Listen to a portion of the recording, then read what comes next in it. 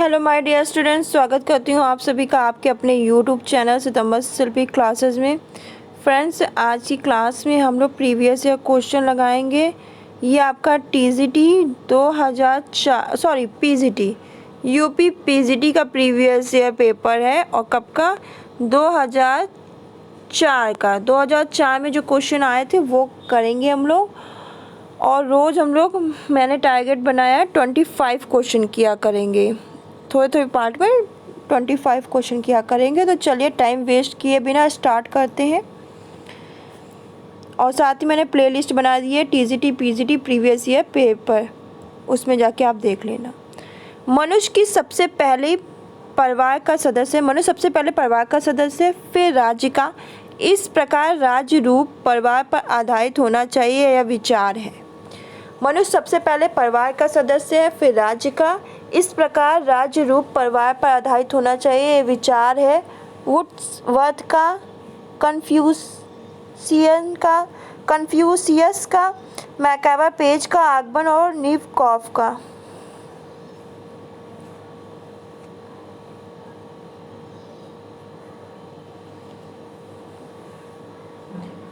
जल्दी से right answer दो आप लोग। सही, जिसने बी आंसर दिया बिल्कुल सही है। ये कथन मनुष्य सबसे पहले परिवार का सदस्य और फिर राज्य का, यानी पहले फैमिली का सदस्य फिर राज्य का, इस प्रकार राज्य रूप परिवार पर आधारित है होना चाहिए। ये विचार आपका किसका है? कन्फ्यूशियस का। देखिए, ठीक है, ये समाजशास्त्री थे प्रसिद्ध। स्वस्थ संतान को जन्म देने के लिए उपयुक्त आयु कौन सी है? 15 से 20, 18 से 28, 25 से 30, 30 से 40। जल्दी से बताओ, एक स्वस्थ संतान को जन्म देने के लिए कौन सी उम्र अच्छी है? 15 से 20, 18 से 28, 25 से 30, 30 से 40। जल्दी आंसर दो। तो इसका राइट आंसर है 25 से 30।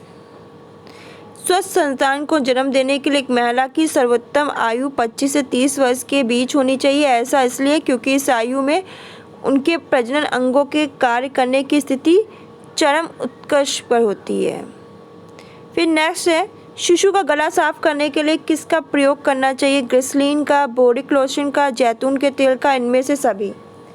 शिशु का गला साफ करने के लिए हम किसका प्रयोग करना चाहिए? ग्लिसरीन का करें, बोरिक लोशन का करें, जैतून के तेल का करें, इनमें से सभी का करें।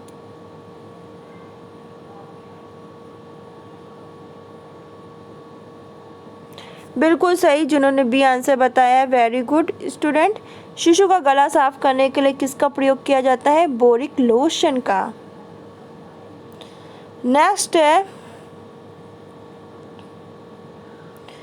गर्भावस्था में प्रोटीन की मांग बढ़ जाती है क्योंकि गर्भस्थ शिशु के विकास के लिए, जो गर्भ में शिशु बढ़ रहा है उसके विकास के लिए, गर्भवती की ऊर्जा की मांग पूर्ति के लिए, रक्त निर्माण के लिए, अस्थि निर्माण के लिए।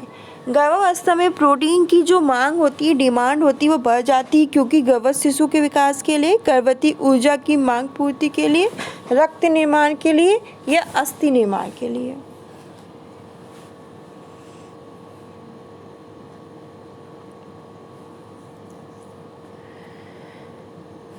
जल्दी जल्दी राइट आंसर दे, सभी लोग पार्टिसिपेट किया करें और आंसरिंग किया करें। तो इसका राइट आंसर है गर्भस्थ शिशु के विकास के लिए। भाई, प्रोटीन की मांग क्यों बढ़ा रहे हैं? जो गर्भ में शिशु बढ़ रहा है उसका अच्छी तरह विकास हो ना, इसलिए। तो गर्भावस्था में प्रोटीन की मांग बढ़ जाती है क्योंकि अतिरिक्त प्रोटीन की मात्रा गर्भस्थ शिशु की कोशिकाओं के निर्माण और गर्भवती महिला में होने वाले शारीरिक परिवर्तन व नए तंतुओं के निर्माण के लिए बहुत इंपॉर्टेंट होता है। एक साधारण महिला की अपेक्षा एक गर्भवती स्त्री को 15 ग्राम प्रतिदिन अतिरिक्त प्रोटीन की आवश्यकता होती है और इस अवधि में दाल, सूखे मेवे, मांस, मछली, अंडा, दूध, पनीर, सोयाबीन के आदि के सेवन से इस अतिरिक्त प्रोटीन की क्या पूर्ति कर सकते हैं। जनसंख्या शिक्षा जनसंख्या समस्या से संबंधित ज्ञान के प्रति चेतना है। ये परिभाषा किसने दी? मार्शल ने, वेल्सन ने। जनसंख्या शिक्षा जनसंख्या समस्या से संबंधित ज्ञान के प्रति चेतना है, ये डिफिनेशन किसने दी? मार्शल ने दी कि वेल्सन ने दी? वीडरमैन ने दी, एस चंद्रशेखर ने दी।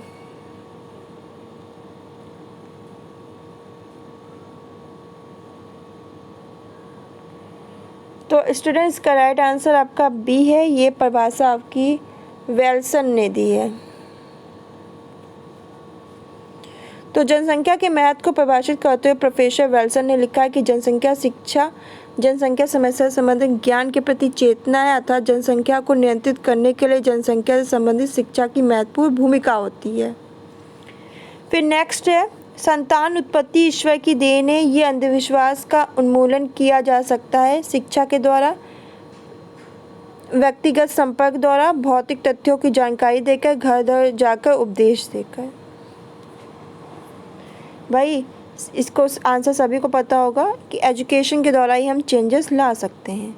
तो समानता लोगों की यह मान्यता होती है कि संतान उत्पत्ति ईश्वर की देन होती है, जो बहुत ही तर्कहीन व अंधविश्वासपूर्ण धारणा है। इस धारणा मान्यता के फलस्वरूप जनसंख्या में भी तीव्र गति से वृद्धि होती है और इन सभी समस्या और धारणाओं का उन्मूलन शिक्षा के माध्यम से हम कर सकते हैं। निम्न में से किस जनन अंग की रचना मेढक के बच्चे के समान होती है? निम्न में से किस जनन अंग की रचना मेढक का जो बच्चा होता है उसके समान होती है?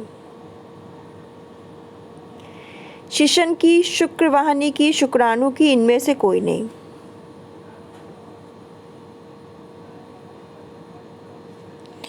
निम्न में से किस जनन अंग की रचना मेढक के बच्चे के समान होती है? जल्दी से रिप्लाई दो बच्चों। तो इसका राइट आंसर है शुक्राणु। तो देखिए, मानव में शुक्राणु की संरचना मेढक के बच्चे के समान होती है और शुक्राणु के सिर वाला हिस्सा एक सिरे पर अंडाकार और दूसरे सिरे पर चिपटा होता है, जबकि मध्य भाग यानी स्पर्म पर पावर हाउस होता है, क्योंकि माइटोकॉन्ड्रिया इसी पर स्थित होता है जो स्पर्म को तैरने की ताकत देता है। और तीसरा व अंतिम भाग पूंछ के समान होता है, जिसमें माइक्रोट्यूब्स होते हैं जो स्पर्म को आगे की ओर धक्का देते हैं। और सभी शुक्राणु एक समान नहीं होते, कुछ में सिर बड़े होते हैं तो कुछ में पूंछ, कुछ में मुड़े हुए पूंछ होती है तो कुछ में स्पाइरल। बाध्यता के लिए जिम्मेदार है केवल पुरुष, स्त्री, स्त्री पुरुष दोनों या स्त्री पुरुष दोनों में से कोई नहीं।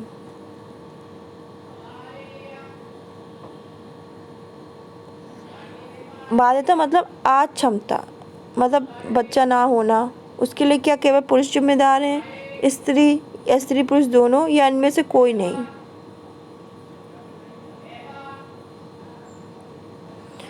तो इसका राइट आंसर बच्चों डी है, स्त्री पुरुष दोनों में से कोई भी इसका जिम्मेदार नहीं होता। देखिए, बाध्यता मतलब समानता, स्त्री में संतान उत्पन्न करने की अक्षमता, पुरुष के शुक्राणु और स्त्री के अंडाणु के मिलने पर नए जीवन की शुरुआत होती है। प्रजनन के लिए केवल एक ही शुक्राणु का अंडाणु से मिलन आवश्यक है। समानता पुरुष के वीर्य में शुक्राणु की संख्या लाखों में होने पर ही प्रजनन संभव है। कम संख्या होने पर संतानहीनता देखी जाती है। संतान के लिए स्त्री और पुरुष दोनों ही जिम्मेदार माना जाता है। स्त्रियों में जहाँ संतान न होने के कारण कई हो सकते हैं, वहीं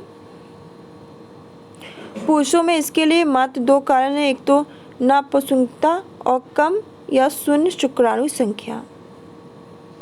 फिर निकट दृष्टि दोष वाले व्यक्ति को किस ताल का चश्मा लगवाना चाहिए? निकट दृष्टि दोष वाले व्यक्ति को किस ताल का चश्मा लगवाना चाहिए? समतल, नतोदर, उन्नोत्तर या इनमें से सभी?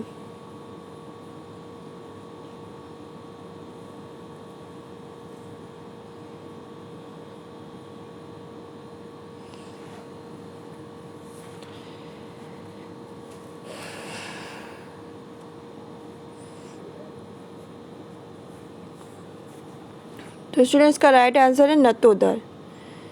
निकट दृष्टि से पीड़ित व्यक्ति समानता नज़दीक की वस्तु को स्पष्ट दिखता है, परंतु दूर की वस्तु से स्पष्ट दिखाई नहीं देती। इससे पीड़ित व्यक्ति आँख के लेंस की गोलाई बढ़ जाती है, जिससे उसके नेत्र के लेंस की फोकस दूरी घट जाती है और जिसके कारण वस्तु का प्रतिबिंब रेटिना पर न बनकर रेटिना के आगे बन जाता है। निकट दृष्टि दोष से पीड़ित व्यक्ति के निवारण के लिए उचित फोकस दूरी के अवतल या नतोदर लेंस का चश्मा लगवाया जाता है। ये क्वेश्चन मैं आपको होमवर्क में दूंगी, तो ये अभी रहने दीजिए, बाद में बताती हूँ इसको। एक क्वेश्चन होमवर्क में दूंगी, आप लोग इसको कमेंट बॉक्स में रिप्लाई में देंगे। एक क्वेश्चन रोज एक होमवर्क में मिलेगा। चाय में पाया जाता है आपका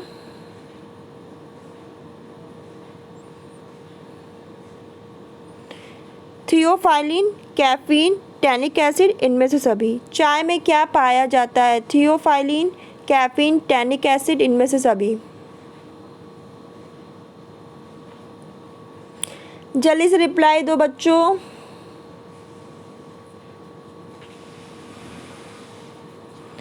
देखिए चाय में ये सभी पाया जाता है।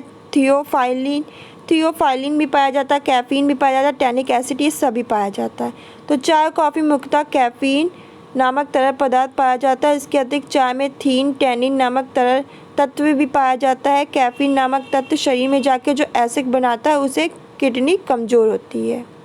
फिर नेक्स्ट है कंकाल तंत्र को सुदृढ़ता और सौंदर्य प्रदान करने का तंत्र है। तंत्रिका तंत्र, पेशी तंत्र, परिसंचरण तंत्र, पाचन तंत्र। कंकाल तंत्र को सुदृढ़ता और सौंदर्य प्रदान करने का तंत्र है। तंत्रिका तंत्र, पेशी तंत्र, परिसंचरण तंत्र, पाचन तंत्र।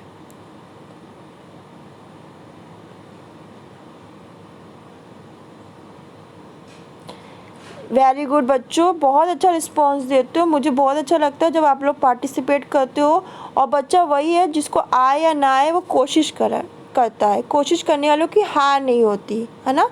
तो कोशिश करना चाहिए। आंसर तो मैं बताती हूँ बाद में, पर आप लोग रिप्लाई जरूर किया करो। पार्टिसिपेट क्वेश्चन आंसर में जरूर किया करो। ये कंकाल तंत्र को सुदृढ़ता और सौंदर्य प्रदान करने का तंत्र है आपका पेशी तंत्र। कंकाल तंत्र को सुदृढ़ता और सौंदर्य पेशी तंत्र प्रदान करता है। और हमारे शरीर में कंकाल तंत्र और बाह्य त्वचा के बीच का अधिकांश भाग मांसपेशियों से निर्मित होता है। मानव शरीर में पेशियों का निर्माण संकुचनशील पेशी कोशिकाओं द्वारा होता है। पेशियां भ्रूण के मिसियोडर्म से बनती हैं, परंतु आँखों के आइरिस व सिलियरी काय की पेशियां भ्रूण के एक्टोडर्म से बनती हैं। पेशियां मानव शरीर का लगभग 40 से 50% भाग बनाती हैं। ऐच्छिक पेशियां हैं, इनमें गहरी और हल्की धारियां होती हैं। इनमें किसी का नियंत्रण नहीं होता है। ये शरीर के उन अंगों में पाई जाती हैं जो इच्छा के अधीन रहकर कार्य नहीं करते।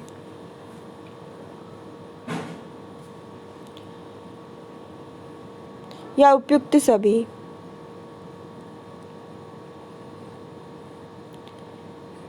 देखिए ऐच्छिक पेशियां जिसमें गहरी और हल्की धारियां होती हैं, इनमें किसी का नियंत्रण नहीं होता। ये सभी शरीर के उन अंगों में पाई जाती हैं जो इच्छा के अधीन रहकर कार्य करते हैं। या उपयुक्त सभी।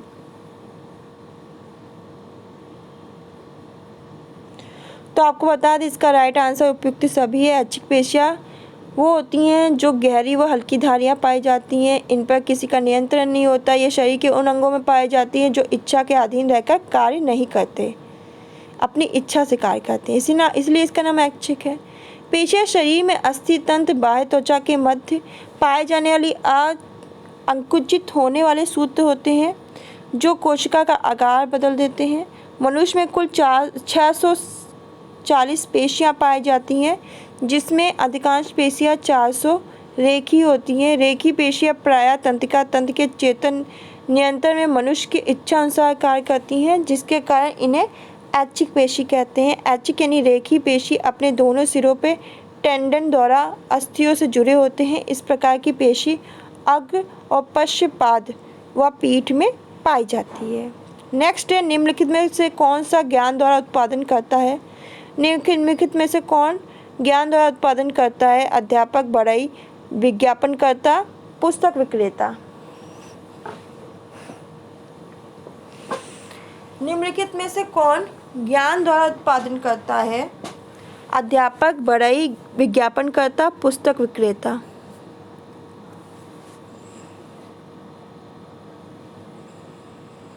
दोस्तों इसका राइट आंसर है विज्ञापनकर्ता। निम्नलिखित में से कौन ज्ञान द्वारा उत्पादन करता है? तो विज्ञापनकर्ता। समानतः किसी वस्तु और सेवा का उत्पादन तभी बढ़ता है जब ग्राहक उसकी मांग अधिक करते हैं। मांग तभी करते हैं जब उन्हें वस्तु सेवा के बारे में ज्ञान जानकारी हो, तभी संभव होता है। जब वस्तु और सेवा के बारे में विज्ञापनकर्ता द्वारा विज्ञापन व प्रचार प्रसार किया जाता है।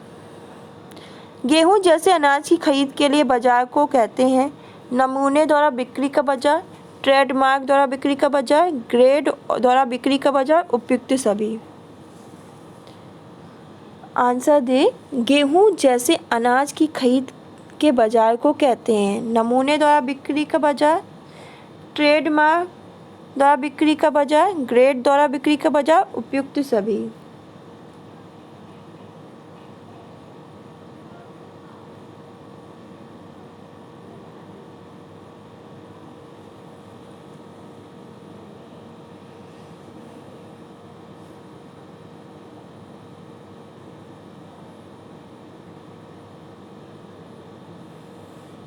तो गेहूँ जैसे अनाज की खरीद के बाजार को हम लोग उपयुक्त सभी कहते हैं, यानी नमूने द्वारा बिक्री का बाजार भी कहते हैं, ट्रेडमार्क द्वारा बिक्री का बाजार भी कहते हैं, ग्रेड द्वारा बिक्री का बाजार भी कहते हैं। तो समान खाद्य वस्तु जैसे गेहूं है, चावल है, जौ, मटर, मक्का इत्यादि की बाजार में बिक्री नमूने, ट्रेडमार्क, ग्रेड किसी भी उपयुक्त आधार पर की जा सकती है। वर्तमान परिस्थिति या वस्तु पर निर्भर करता है क्योंकि उसकी बाजार में बिक्री किस प्रकार से की जाए।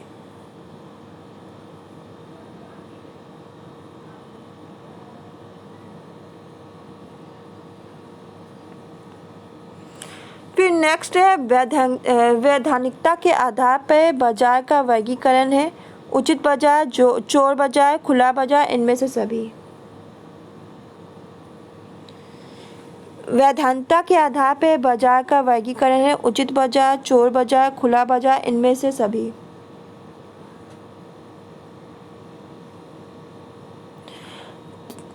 बिल्कुल सही, जिन्होंने डी आंसर दिया है बिल्कुल सही बोला है। वैधानिकता के आधार पर बाजार का वर्गीकरण आपका उचित बाजार भी है, चोर बाजार भी है, खुला बाजार भी है, ये सभी है। वेरी गुड बच्चों, बहुत अच्छा रिस्पॉन्स देते हो, बहुत अच्छा लगता है। बाजार को मुख्यतः प्रतियोगिता, अवधि, वैधानिकता और क्षेत्र के आधार पर वर्गीकृत करते हैं और वैधानिकता के आधार पर बाजार को प्रकार है उचित बाजार है, चोर बाजार, खुला बाजार।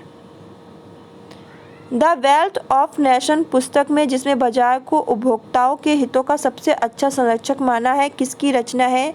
री बंसल व अग्रवाल, एडमंड स्मिथ, प्रोफेसर जेके मेहता, प्रोफेसर क्रोनो।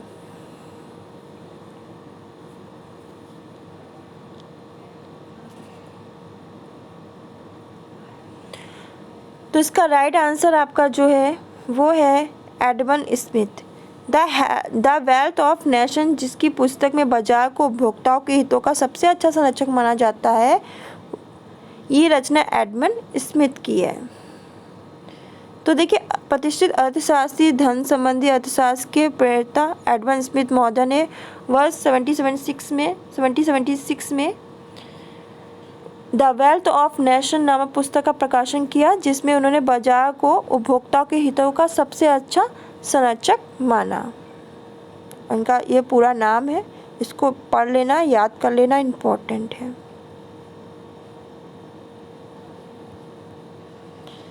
फिर आपका 18 नंबर का क्वेश्चन है, कल्पना में क्या होता है? सम रचनात्मकता होती है, सृजनात्मकता होती है, पूर्व अनुभव के आधार पर नया पुनर्गठन होता है, उपयुक्त सभी भी। कल्पना क्या होती है? जल्दी से राइट आंसर बताओ स्टूडेंट। जो कल्पना है वो क्या है? स्वयं रचनात्मकता होती है, सृजनात्मकता होती है, पूर्व अनुभव के आधार पर नया पुनर्गठन होती है, उपयुक्त सभी होती है।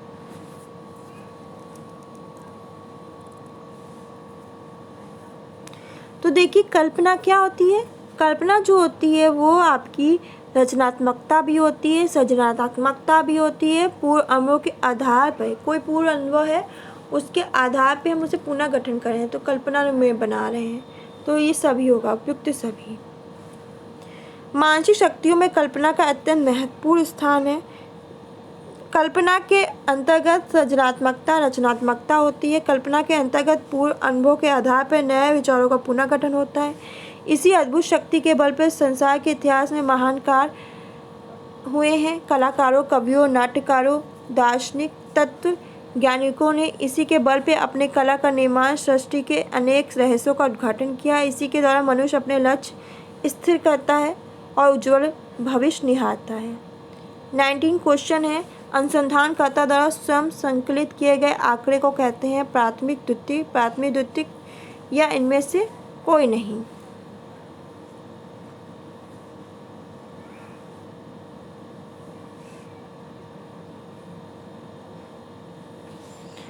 वेरी गुड बच्चों, बहुत अच्छा रिस्पॉन्स करते हो, मुझे बहुत अच्छा लगता है आप लोग जो बच्चे रेगुलर रिस्पॉन्स करते हैं। वेरी गुड बच्चों, बहुत अच्छा रिस्पॉन्स करते हो आप लोग।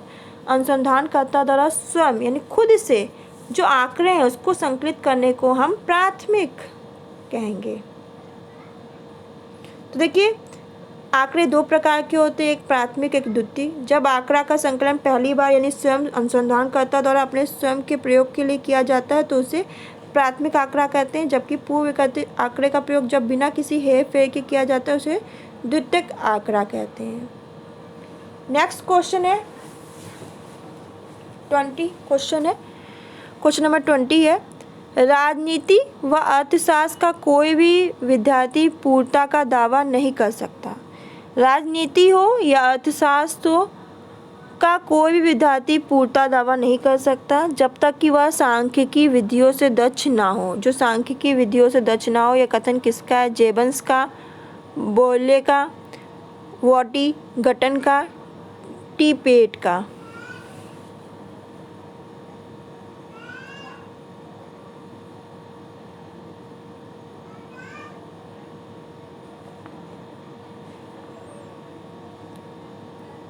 जल्दी से राइट आंसर बताएं जल्दी स्टूडेंट, फिर हम लोग आगे क्वेश्चन करें। जल्दी जल्दी क्वेश्चन करेंगे तो जल्दी जल्दी चीज़ें कंप्लीट हो जाएंगी।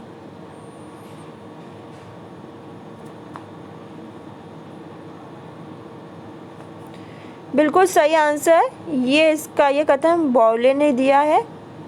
सांख्यिकी विधियों के महत्व को परिभाषित करते हुए डॉक्टर बॉयले ने लिखा है, राजनीति व अर्थशास्त्र का कोई भी विद्यार्थी पूर्णता का दावा नहीं कर सकता जब तक कि वह सांख्यिकी विधियों में दक्ष ना हो। हमारे देश में रोलर्स छपाई का कार्य स्टार्ट हुआ 1750 में, 1760 में, 1775 में, 1785 में। जल्दी से बताओ। 21 नंबर है, क्वेश्चन नंबर 21 है।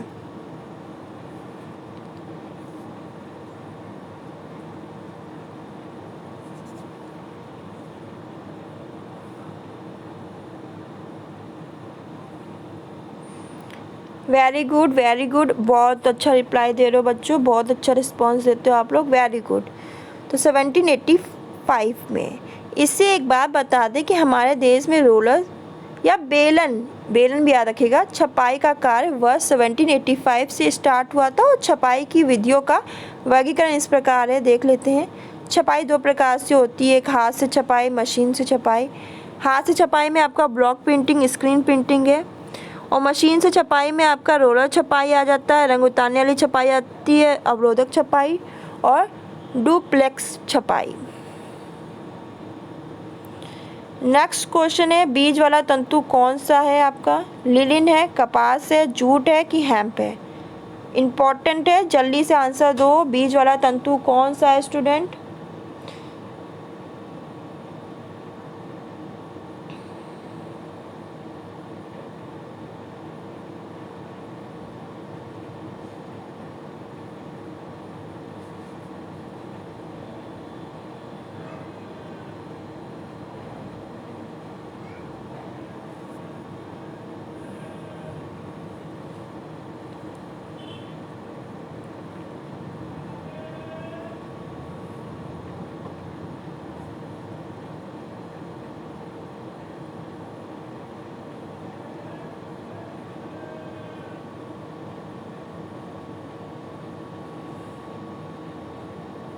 तो इसका राइट आंसर कपास है। बीज वाला तंतु कौन सा? कपास। वेरी गुड बच्चा। कपास एक बीज वाला तंतु है। कपास को संसार का सबसे महत्वपूर्ण रेशा माना जाता है। इसके फल में उत्पन्न बीजों के बीजावरण से उत्पन्न रुई से धागे बनाए जाते हैं और इन धागों से वस्त्र आदि बनाए जाते हैं। मालवेसी कुल का पौधा है जिसकी दो प्रमुख प्रजातियां देसी कपास गासिपिस बोरियम व हाइबेरियम व दूसरा अमेरिकन कपास है। अमेरिकन कपास के रेशे लंबे और रुई चमकीली और उपज देसी कपास से अधिक मिलती है।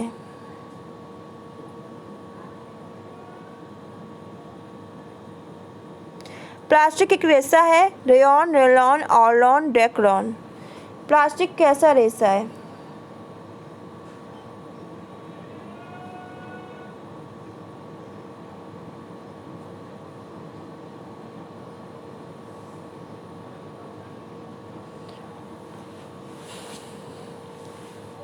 रेयॉन प्लास्टिक कैसे जैसा है, रेयॉन है, न्यूरॉन है, ऑर्लॉन है, डेक्रोन है।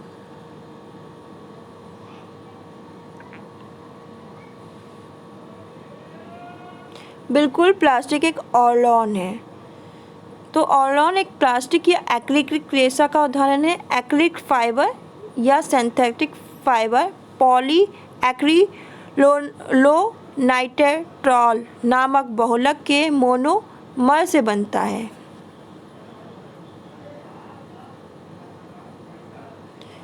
ड्यू पॉइंट ने 1941 में पहला एक्रिलिक फाइबर को बनाया था, जिसे उसने ऑर्लॉन नाम का ट्रेडमार्क दिया था, जबकि रेयॉन और नायलॉन व डेक्लोन आदि संश्लेषित रेशे के उदाहरण हैं। इसको लिख लेना। रेयॉन का इतिहास सर्वप्रथम किसने तैयार किया था? काउंट हिलेरिया डी कॉर्डोनेट ने, देश पिज़स ने, पार्डल ने, डेक्रोन ने।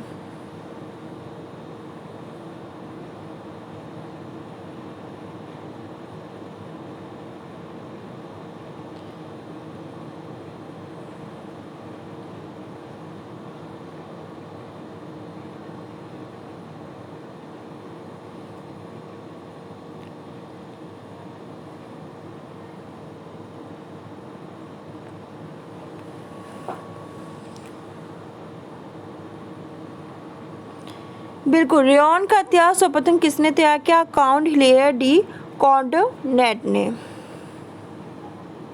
काउंट हिलेरिया डी कॉर्डोनेट बेसेन-क्रॉन में जन्मे एक फ्रेंच इंजीनियर और उद्योगपति थे, यानी फ्रांस में, जिन्होंने सर्वप्रथम क्रमित सिल्क का निर्माण किया, जिसे रेयॉन कहा जाता है। रेयॉन सेलुलोज से बना एक क्रमित रेशा है, जिसका उपयोग कपड़ा बनाने, कालीन बनाने, चिकित्सा क्षेत्र में लिट या जाली आदि बनाने में किया जाता है। स्थान से क्या अभिप्राय है? तो स्थान से अभिप्राय हमारा रेखाओं का उचित सामंजस्य है, रिक्त स्थान से है, आकर्षक सतह से है, मनोभावों को प्रवर्तित करना है।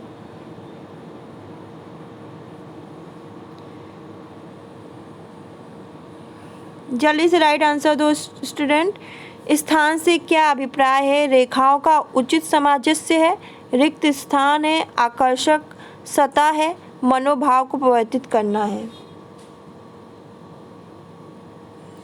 तो स्थान है यानी खाली जगह है, समझ जाइए। रिक्त स्थान है तो स्थान से क्या अभिप्राय होता है? रिक्त स्थान से। तो समानता स्थान से अभिप्राय रिक्त स्थान यानी खाली स्थान से होता है। इसका प्रयोग कार्यों की पूर्ति के लिए करते हैं। तो ये आपका यूपी पीजीटी का 2004 का सॉल्व पेपर है, और जिसमें हम लोगों ने 1 से लेकर 25 क्वेश्चन आज क्लियर कर लिए हैं। इसको अच्छी तरह से आप लोग फिर रिवाइज कर लेना। आपकी रात 10 बजे होम अरेंजमेंट की क्लास चलती है, वो होती है। उसके बाद तुरंत बाद आपकी वो क्लास ऑफ होती है, थोड़ा ब्रेक होता है 5 मिनट का, और उसके बाद आपकी ये क्लास आ जाती है। अगर किसी की क्लास ये छूट जाती है तो प्लेलिस्ट में जाओ, यूपी टीजीटी पीजीटी करके एक प्रीवियस ईयर पेपर की मैंने प्लेलिस्ट बना दी, वहाँ से आप क्लास देख सकते हो। और तब भी क्लास नहीं मिलती है तो डिस्क्रिप्शन बॉक्स में मैं लिंक दे दूँगी previous year paper UP TGT करके, तो उसमें जाके भी आप पहले की क्लासेस देख सकते हो। तो फ्रेंड्स, वीडियो अच्छी लगे तो लाइक करना, शेयर करना, कमेंट करके अपना फीडबैक बहुत देना। आज के लिए बस इतना ही, मिलते हैं नेक्स्ट क्लास में। धन्यवाद।